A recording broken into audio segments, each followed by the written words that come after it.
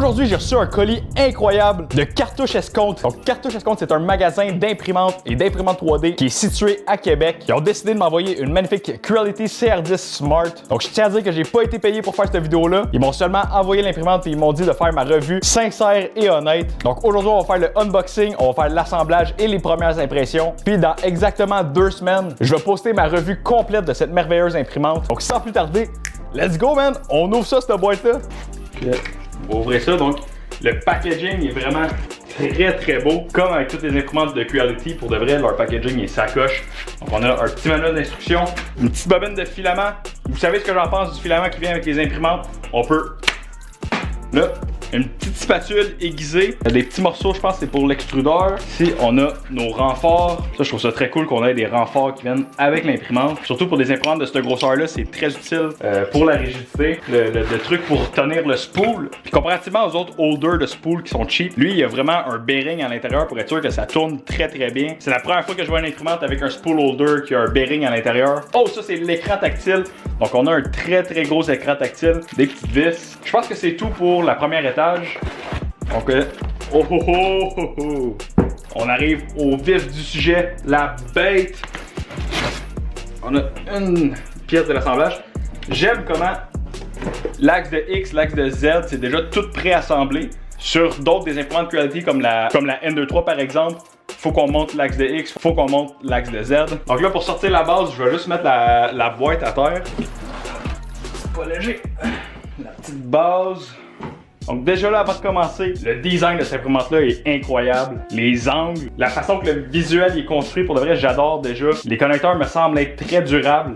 Le connecteur pour le bed, c'est un très gros connecteur. Ça, c'est un des points qui brise très souvent. C'est une bonne affaire qu'on ait de quoi de robuste. J'aime les petites clips comme ça. Donc facile à enlever le plateau, facile à mettre en place. Mais aussi, des petites clips comme ça, tu sais que ça va pas devenir lousse avec le temps. Donc là, je suis assez intrigué de voir c'est quoi qu'il y a dedans ce petit tiroir-là ici. Oh my god! Nos outils sont super bien organisés. Donc ici, on a une petite clé de très bonne qualité. On a un petit outil pour enlever les buses. Très pratique. Une carte SD pleine grandeur avec un petit adaptateur USB. On a des petits remplacements pour les clips des buses. Ça, j'adore ça. Les clés Allen key sont organisées dedans un petit holder. Vos clés Allen key vont pas se promener toutes lousses dans le tiroir. Très facile à trouver, très facile à ranger. Voilà, ça va être le temps d'ouvrir le petit manuel. On a des petits stickers de Creality. Et Creality ont gardé leur réputation d'avoir un manuel d'instruction très détaillé. Par contre, avant d'installer tout ça, j'aimerais ça qu'on aille un petit peu plus en profondeur. Que je veux qu'on ait regardé l'électronique un petit peu. Donc, j'ai fini d'ouvrir l'imprimante. Il y avait 15 vis à dévisser. Ça a été vraiment long. Au niveau de l'organisation des câbles, c'est quand même assez clean. CRC 2405 V1.2. J'ai jamais vu ça, cette carte mère-là. Je pense que c'est une nouvelle carte mère.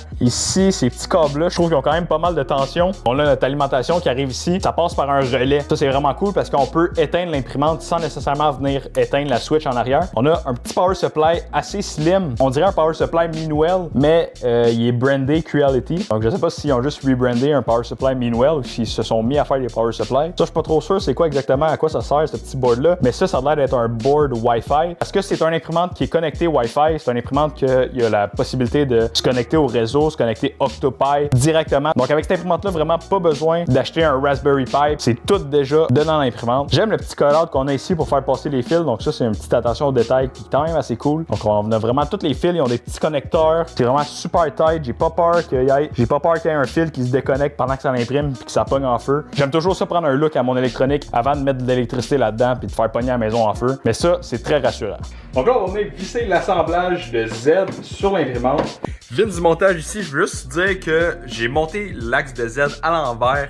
Il y a quelqu'un sur le live qui l'a mentionné, puis je l'ai vu assez rapidement, je l'ai changé de bord. Mais je l'ai pas très bien expliqué dans la vidéo, donc c'est pour ça que je fais une petite capsule. Donc sans plus tarder, on retourne à l'assemblage. Donc là, on visse, mais on serre pas tout de suite, on va juste serrer une fois que toutes les vis vont être installées. Là, j'étais distrait quand je l'ai installé au début avec le live puis la vidéo. Je l'avais mis à l'envers, donc assurez-vous que vos rods de Z sont vers l'arrière. Évidemment, votre tête d'impression est vers l'avant. C'est la base, mais écoute. Donc la première étape est faite, l'imprimante est assemblée en grande partie. Pour la prochaine étape, on va installer les stabilisateurs. Donc les stabilisateurs, c'est ce que j'ai dans les mains en ce moment. Des braquettes qui vont venir de chaque côté de l'imprimante comme ça. Quand on a une imprimante qui est assez longue comme ça, éventuellement on a quand même beaucoup de jeu dans l'axe de Z. Le bout des braquettes de stabilisation, ils peuvent se dévisser pour venir un peu plus longue. Donc là, le but, ça va être de trouver la bonne longueur pour que ça vienne parfaitement s'accoupler d'un bout à l'autre. Donc là, dans le sac de vis, il nous reste 4 vis, 2 washers. Donc on a 2 vis longues, 2 vis courtes. Donc les vis longues et les washers vont aller en bas et les vis courtes vont aller en haut. Juste ici, en arrière de l'imprimante, on a un petit trou pour mettre la vis. Donc on va mettre la vis dans le stabilisateur. Ensuite de ça, on va venir installer le petit washer. Puis on va pouvoir visser ça à l'intérieur comme ça. Il faut qu'on trouve la bonne longueur. Donc on va venir dévisser ça. Donc une fois que c'est bien aligné comme ça, on peut venir installer la vis. Donc avant d'aller plus loin, ce petit casing là il est vraiment beau, mais je vais pas vous mentir, je me demande vraiment c'est quoi qu'il y a en dessous de ça. Donc on va enlever le casing puis on va voir c'est quoi qu'on a comme tête d'impression. Holy shit! OK! OK! Ça, c'est différent. On a vraiment un très gros bloc. OK, il va falloir que j'enlève ce ventilateur-là pour qu'on aille voir plus en profondeur. Holy shit! Checkez-moi le radiateur là-dessus! C'est immense! On va vous montrer la tête d'impression de la Ender 3 V2 à comparer de ça. Le radiateur, il est pratiquement 3 fois plus gros. J'imagine qu'on va avoir beaucoup moins de heat creep avec ça. Le connecteur, il a l'air d'être de bonne qualité, le connecteur pneumatique, mais il a de l'air un peu lousse, par exemple. Donc ça, je suis pas un fan de ça. Dévisser ça. Ah, ça c'est cool, par exemple. Donc c'est un système, si vous vous souvenez, je vous avais montré un truc pour couper votre tube de PTFE dans votre bloc, puis de mettre un spacer pour pas que le tube il ressorte et que ça fasse des problèmes. Mais sur cette imprimante-là, c'est intégré. Donc on a un tube de PTFE dans la tête. Le tube il arrête ici, donc il y a absolument aucune chance que ton tube il ressorte comme ça pour aucune raison. Puis après ça, tu as ton autre tube de PTFE qui vient juste à côté ici. Donc ça, c'est très très cool qu'ils ont intégré ça à l'intérieur de la tête d'impression directement. Donc là, ensuite de ça, ça va être le filage. Filage extrêmement simple. Pour ce qui est de l'axe X et de l'extrudeur, très simple. C'est impossible de se tromper parce qu'on a 2 connecteurs différents. Bon là, ça va être le temps de venir installer le petit spool holder.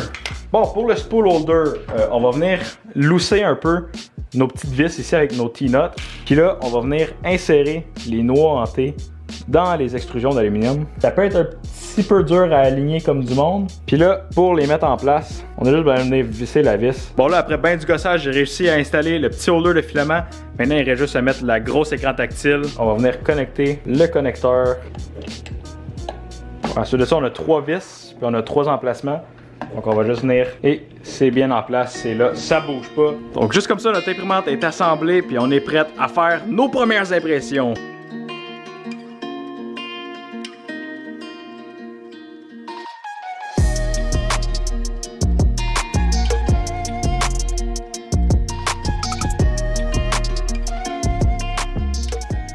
Alright, so j'ai fait une coupe d'impressions, j'ai commencé par cette petite impression-là. Donc ça, c'est un modèle pour un vase. C'est un G-code qu'il y avait directement sur la carte SD de l'imprimante. Tout de ça, j'ai fait une coupe de tour de température, tour de rétraction. J'ai ajouté les settings, puis ça nous a donné ce magnifique Benchy. Donc un Benchy qui est vraiment très très bien imprimé. On a une quantité assez minimale de stringing. Les overhangs, ils ont super bien imprimé. La première couche est quand même assez belle. On peut voir sur la coque, on n'a aucune déformation. Donc ça nous dit qu'on a un très bon refroidissement. Les surfaces sont vraiment super belles. Cette imprimante-là, elle imprime très très bien à date. Donc mon verdict, mes premières impressions. L'imprimante est vraiment super bien construite, des pièces de très bonne qualité, tout est en métal. Le système d'auto-nivellement il est vraiment extraordinaire. J'ai pas eu besoin de rien gosser sincèrement, juste parti l'impression. J'ai même pas eu besoin de régler le Z-offset, j'ai jamais vu ça.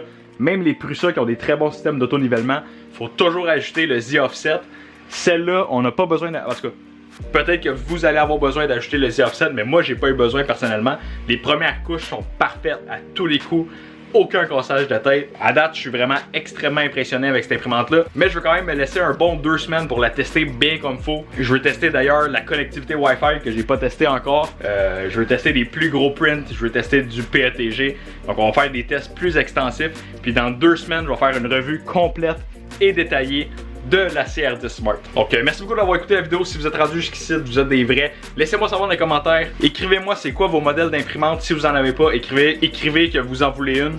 Je veux savoir c'est quoi vos modèles d'imprimante. Laissez un like. Abonnez-vous si c'est pas déjà fait. Puis si vous cherchez un imprimante 3D, allez chez Cartouche Escompte Québec. C'est un magasin local au Québec, un revendeur officiel d'imprimantes Quality. Ils vendent leurs imprimantes moins chères que sur Amazon. Du shipping gratuit en 24 heures partout au Québec. Pour vrai, vous serez pas déçus si vous commandez de là. Donc sur ça, je vous souhaite un bon matin, bonne soirée, bon après-midi, mais surtout des super impressions. Ciao!